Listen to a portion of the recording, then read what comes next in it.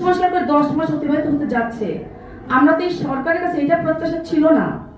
আমাদের প্রত্যাশা ছিল তাদেরকে ফুলের মালা দিয়ে আমরা বরণ করেছিলাম, শুধু একটি কারণে যে তারা একটি নির্বাচন দিবেন, সুষ্ঠু একটি নির্বাচন দিয়ে একটি গণতান্ত্রিক সরকার প্রতিষ্ঠিত করবেন। আমরা তার ধারে কাছে ওনাদেরকে দেখতে পাচ্ছি না। আমরা কি দেখছি?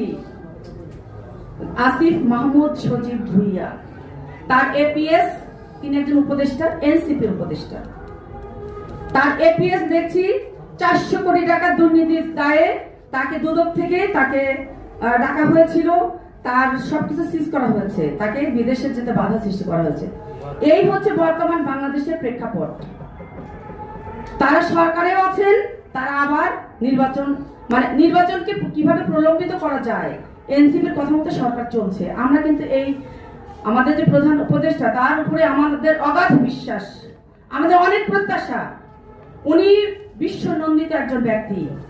উনার কাছে আমাদের প্রত্যাশা একটাই, উনি বাংলাদেশকে সঠিক পথে পরিচালিত করবেন।